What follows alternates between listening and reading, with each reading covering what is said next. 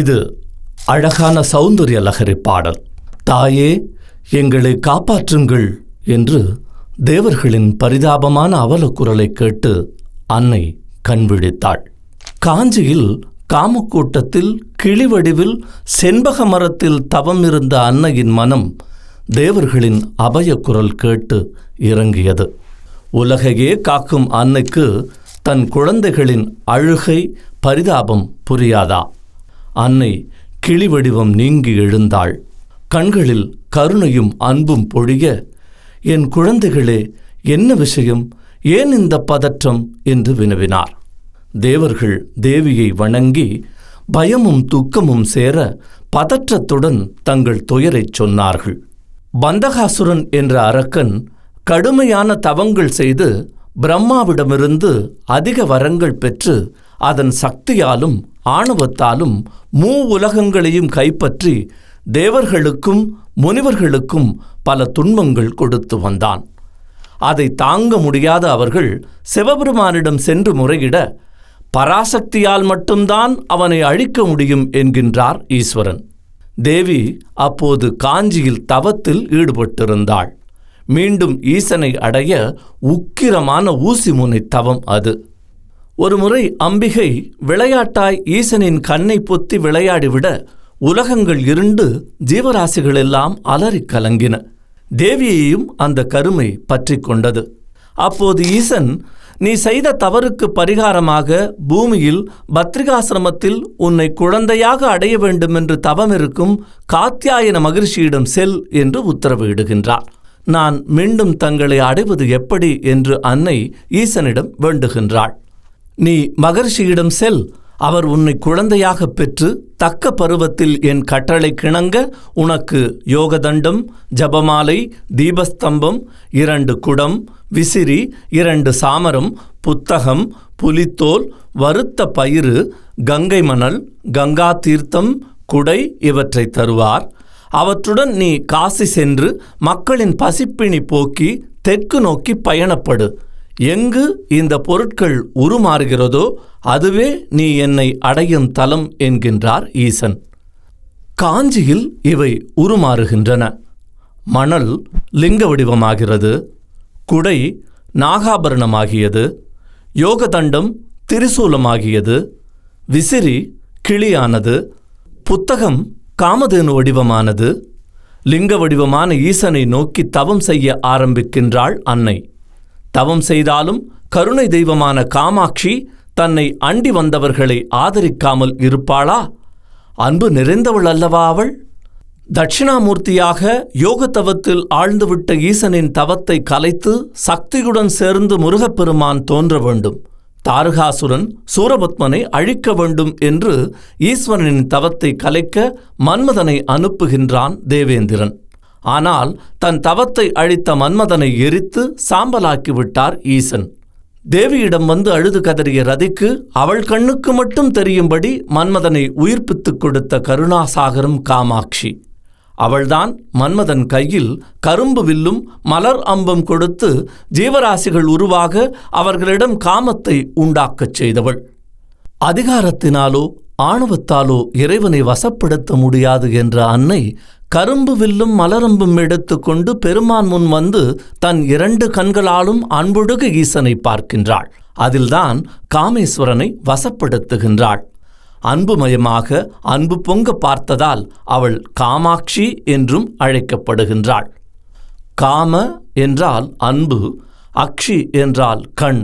எனவேதான் காமாட்சி. அன்புமயமானவள். தேவர்களின் துன்பத்தை கேள்விப்பட்ட அன்னை பந்தகாசுரனை அழிப்பதாக உறுதியளித்தாள். கைலாயத்தில் ஒரு இருண்ட குகையில் அவன் இருப்பதை அறிந்த தேவி அங்கு சென்று 18 கரங்களில் 18 வகையான ஆயுதம் தாங்கி அவனை வதம் செய்கின்றாள். உக்கிர ரூபத்தில் பந்தகாசுரனின் தலையுடன் வந்த அன்னையைக் கண்டு பயந்த தன் குழந்தைகளுக்கு சிறுமி வடிவில் காட்சியளித்த அன்னை அந்த இடத்தில் ஒரு பள்ளம் தோண்டி அதில் அசுரனை புதைத்து அதன் மேல் வெற்றித்தூண் ஒன்றை நிறுவுமாறு கூறுகின்றாள். தேவர்கள் அந்த இடத்தில் 24 தூண்களை நிறுவி அதன் மேல் ஒரு காயத்ரி மண்டபம் அமைத்து அதனுள்ளே அன்னையின் அழகிய உருவம் ஒன்றை அமைத்து வணங்கினார்கள். காயத்ரி மண்டபத்தின் கதவை மூடிவிட்டு வெளியில் அமர்ந்து அன்னையை தேவர்கள் போற்றி துதித்துக் கொண்டிருந்தார்கள்.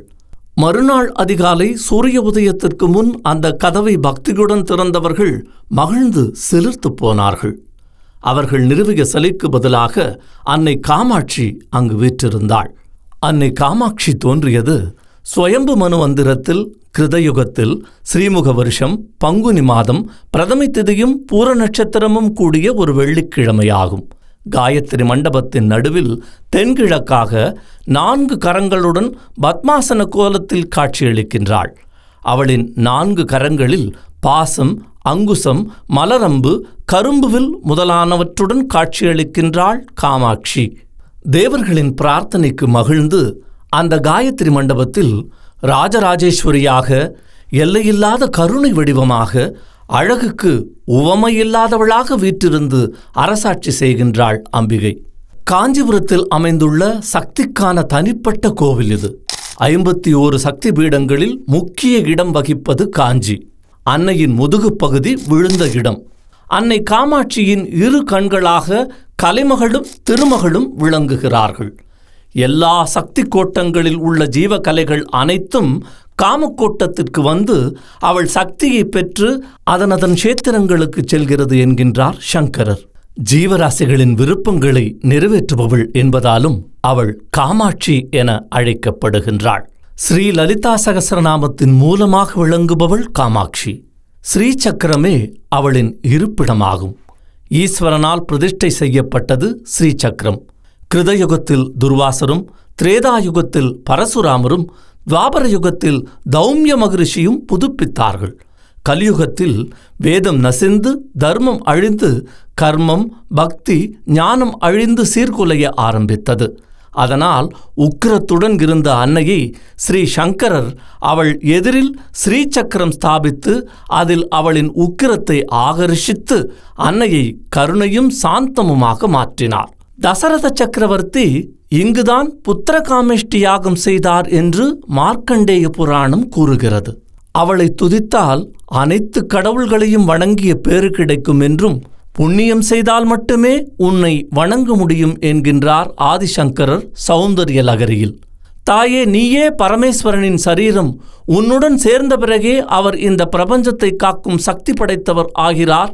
விஷ்ணு, பிரம்மா, ருத்ரன் முதலியவர்கள் பூஜித்த உன்னை புண்ணியம் செய்யாதவர்கள் எங்கனம் வணங்க முடியும் என்று சிவா சக்தியா யுக்தோ யதிபவதி என்ற பாடலில் கேட்கின்றார். காஞ்சிபுரத்தில் மட்டும் எந்த சிவாலயத்திலும் அம்மன் சந்நிதி கிடையாது. அது காமகோடி பீடமாக இருக்கின்றது. மன்மதனுக்கு காமாட்சி தந்த வரப்பிரசாதம் இது என்று புராணங்கள் கூறுகின்றது. சுந்தரர் தன் தேவாரத்தில் ஓணகாந்தன் தடியில் பாடும்போது, தாரிருள் தடமார்பு நீங்காத தையலால் உலகுய்ய வைத்த காரிரும் பொழில் கச்சிமூதூர் காமக்கோட்டம் உண்டாக என்று பாடுகின்றார். உலகுக்கெல்லாம் சோறு போட காஞ்சி காமாட்சி இருக்கையில் நீர் ஏன் பிக்ஷாடனராக கையில் கப்பரையோடு திரிகிறாய் என்று ஈசனை கேட்கின்றார். ஆம், அவள் ஞானப்பால் தருவாள். அன்னபூர்ணியாய் அகிலத்துக்கே உணவு அளிப்பவள். நம் ஆசைகளையெல்லாம் தன் கருணா கடாட்சத்தால் நிறைவேற்றுபவள் அவள். அவளை சரணடைந்து விட்டால் நமது துர்குணங்களையெல்லாம் அழித்து பரிசுத்தமாக்கி விடுவாள். எனவேதான் அவளை கடாட்ச கிங்கரி பூத கமலா கூடி சேவிதா என்கின்றோம். மாயைக்கு காரணமான பிரம்மசக்தி அம்பிகை. அவளே ஞானம் அருளி அனைத்துக்கும் காரணமாகின்றாள்.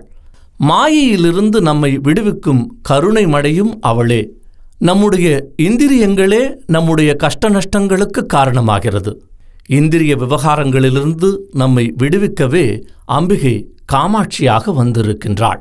காஞ்சியில் 1வது பிரகாரத்தில் காயத்ரி மண்டபம் அமைந்துள்ளது. இங்குள்ள கருவறையில்தான் அம்பிகை வீற்றிருக்கின்றாள். 24 அட்சரங்கள் 21 ஸ்தம்பங்களாக இங்கு அமைந்துள்ளன. அவளுக்கு எதிரே காமகோடி பீடம் அமைந்துள்ளது. இப்பீடத்தில் அவள் சூட்சும ரூபமாக விளங்குகின்றாள். இதன் மையத்தில் ஸ்ரீசக்கரம் அமைந்துள்ளது. யுகம் யுகமாக பல மகரிஷிகள் மகான்களால் பூஜிக்கப்பட்டு வந்த ஸ்ரீசக்கரத்தை ஸ்ரீசங்கரர் கலியுகத்தில் ஜீர்ணோத்தாரணம் செய்தார். அம்பிகையின் வலப்பக்கத்தில் பிலகாசம் உள்ளது. அம்பிகையின் இரகசிய வாசஸ்தலம் இது. இங்குள்ள அரூபலட்சுமி சன்னதி சிறப்பு வாய்ந்தது. அன்னையை தரிசிக்கும் பக்தர்கள் அவளின் குங்கும பிரசாதத்தை அரூபலட்சுமியின் உச்சி முதல் பாதம் வரை ஸ்பரிசித்து அதை எடுத்துச் செல்வார்கள். இதன் மூலம் லட்சுமியின் சாபம் நிவர்த்தியாகி அவள் உருவம் பெறுவாள் என்பது ஐதீகம். 51 அட்சரங்களும் சேர்ந்து பார்வையாக இருக்கின்றாள் காமாட்சி. கா என்றால் சரஸ்வதி, மா என்றால் மகேஸ்வரி, ஷீ என்றால் மகாலட்சுமி என்று அனைத்து தேவியர்களின் அம்சமாக இருப்பவள் காமாட்சி. அம்மா என்று அவளை கைகூப்பி வணங்கினால் இந்த உலகியல் வாழ்வின் சகல சௌபாகியங்களையும் தந்து இறுதியில் தன் சாம்ராஜ்யத்திற்கும் நம்மை அழைத்து கொண்டு அனுகிரகம் செய்பவள் காமாட்சி. இவளின் பிரபாவங்களை துர்வாசர் ஸ்ரீ லலிதா தவனரத்னம் என்று ஸ்தோத்திரமாக பாடியுள்ளார். சிவம், வைணவம், சமணம், பௌத்தம் என்று அனைவராலும் கொண்டாடப்பட்ட அழகான காஞ்சியில் புகழாக வாழ்கின்றாள் அன்னை காமாட்சி. 1000 கோவில்கள் உள்ள நகரம் எனப்படும் காஞ்சியின் திருவிழாக்கள் சிறப்பு வாய்ந்தவை. 6ஆம் நூற்றாண்டில் பல்லவ மன்னவர்களால் கட்டப்பட்டது இக்கோவில். மாசிமத உற்சவம், நவராத்திரி, ஆடி ஐப்பசி பூசம், வெள்ளிக்கிழமை பூஜைகள் மிகவும் சிறப்பு வாய்ந்தவை. இந்த கோவிலுக்கு அருகில் உள்ள கோவில்கள் ஸ்ரீ ஏகாம்பரேஸ்வரர் கோவில், வரதராஜ பெருமாள் கோவில், ஆதி காமாட்சி கோவில், குமரக்கோட்டம் போன்றவை. இந்த கோவிலின் இருப்பிடம் காஞ்சிபுரம் மாவட்டம், சென்னையிலிருந்து 72 கிலோமீட்டர் தொலைவு.